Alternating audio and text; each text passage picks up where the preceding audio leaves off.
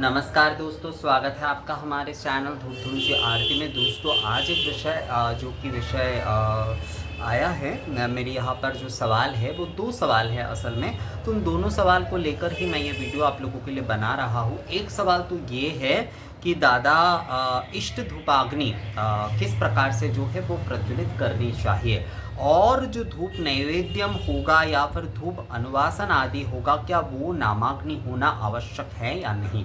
बहुत ही सुंदर सा सवाल है, दोनों ही जो है बहुत ही सुंदर और बहुत ही जो है आवश्यक सवाल है।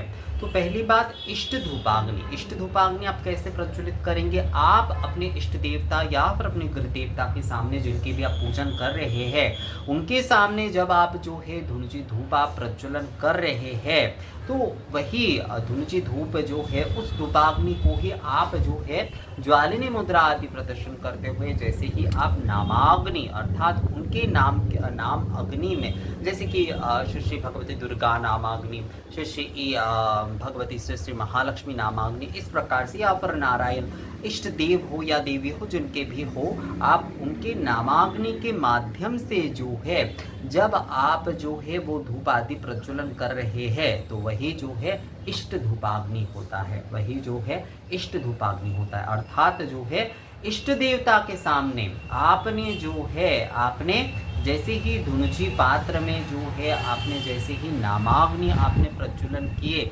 जैसे ही आपने नामाग्नि प्रज्वलन किए, तो वो धूपाग्नि जो है वो इष्ट धूप वो नामाग्नि मतलब वो नामाग्नि स्वरूप जो धूप है वो जो है इष्ट धूपाग्नि हो गया। अर्थात एक धुनुची पात्र में आप जो है अपने इष्ट देवता के सामने आप जो है, चाहे वो घी आदि से हो, कपूर आदि से हो, जो भी हो, उसके साथ नारियल छिलके आदि ये तो होंगे, यहाँ पर जहाँ पर कंडे से जलाए जाते वो कंडे से जलाएंगे। देखिए, मैं नारियल छिलके ही जो है प्रेफर करता हूँ, उसके कारण मैंने बहुत बार बताया है, क्योंकि कंडे कई समय शुद्ध नहीं मिलते, पर नारियल छिलके जो है वह भी आपको शुद्ध ही मिलेंगे, उसमें कोई मिलावट तो मिलेगा नहीं आपको। तो मैं नारियल छिलके को ज़्यादा प्रेफर करता हूँ। तो नारियल छिलके हो या फिर जो है इस प्रकार का कोई भी वस्तु हो, इसमें जैसे ही हम जो है घी के बाद या फिर जो है कपूर आदि से जो है अपने इष्ट देवता के नाम के नामाग्नि प्रज्वलन करते हुए, ज्वालिनी मुद्रा प्रदर्शन करते हुए जो है उनके नामाग्नि नामकरण करते हैं, तो वो जो है इष्ट धूपाग्नि बन जाता है। वो जो है इष्ट धूपाग्नि बन जाता है। और दूसरा सवाल जो कि आया है कि जो धूप नैवेद्य होगा या फिर जो है धूप अनुवासन आदि होगा, तो ये जो है क्या नामाग्नि माध्यम से प्रज्वलन करना बहुत ज़रूरी है या नहीं। तो देखिए, ये आवश्यक नहीं है, पर अगर आप करते हैं तो बहुत उत्तम ही रहेगा, इसमें किसी भी प्रकार की कोई समस्या भी नहीं है। मतलब आप अगर जो है केवल मात्र धूपाग्नि आप प्रज्वलन कर रहे हैं, आप कोई अलग से नामाग्नि आदि मतलब नामकरण आदि ना करते हुए जो है उस धूपाग्नि में ही आप जो है जो घृत आदि दे रहे हैं, गुड़ आदि दे रहे हैं, ये सब कुछ आप दे रहे हैं, तो उस माध्यम से ही जो है आपके धूप नैवेद्य आदि जो है वो क्योंकि आप निवेदन करेंगे, आप जो है जिनके आप पूजन कर रहे हैं उन्हें तो आप निवेदन ही करेंगे वो धूप नैवेद्य जो है। तो इसलिए जो है अगर आप अलग से नामाग्नि वहाँ पर नामकरण नहीं भी करते हैं तो कोई समस्या वहाँ पर नहीं है, मतलब वहाँ पर ये जो है कोई समस्या नहीं है। और अनुवासन में भी ये आवश्यक नहीं है कि आपको जो है नामाग्नि करना है, पर अगर आप सभी अगर जो है नामाग्नि माध्यम से करना चाहते हैं, क्योंकि देखिए जो धूप दीप होते हैं वो अग्नि ज्योति जो है, और जिनके आप पूजन कर रहे हैं वो अग्नि ज्योति जो है वो एक ही होते हैं, मतलब उनके ज्योति स्वरूप के दर्शन ही हम उस धूप दीप आदि के माध्यम से कर रहे हैं।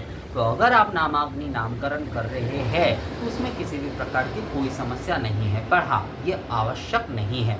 जैसे कि जो कि आप धूप हवन कर रहे हैं, यानी कि दशांग धूप हवन कर रहे हैं, तो उस समय जो है धूपाग्नि में जो है मतलब उस धूपाग्नि का जो है वो दशांग धूपाग्नि का जो है आपको नामकरण अवश्य, मतलब उसका नामाग्नि होना आवश्यक है। जैसे ही आप धूप हवन कर रहे हैं तो उसमें नामाग्नि होना बहुत आवश्यक है। वो नामाग्नि यानी कि नामकरण करना उस समय जो है आवश्यक हो जाता है।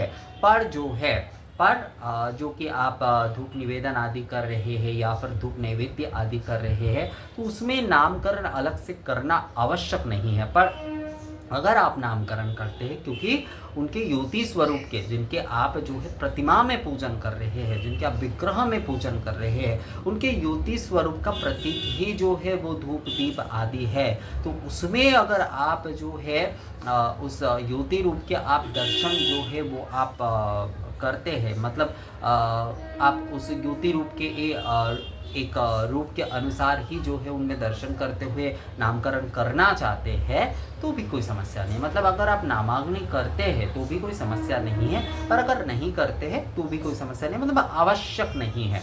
पर अगर आप जो है उन ज्योति के रूप में जो है अगर उस धूप दीप अग्नि के आप नामकरण करना चाहते हैं तो कोई समस्या नहीं है, पर आवश्यक नहीं है। ये विधि जो है वो आवश्यक नहीं है।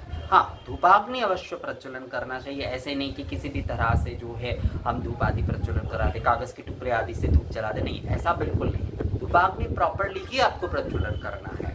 उसमें आप नामाग्नि करेंगे या नहीं ये आपके ऊपर निर्भर करता है। मतलब समस्या कुछ नहीं है अगर करते हैं तो, पर आवश्यक नहीं है। विषय इतना ही है। तो मुझे लगता है ये विषय आप लोगों को समझ में आ गया है। इस विषय को लेकर अगर आप लोगों का और कोई सवाल आती है तो आप लोग मुझे कमेंट्स करके या मेल करके पूछ सकते हैं। मिलेंगे आपसे अगले वीडियो में, तब तक के लिए नमस्कार।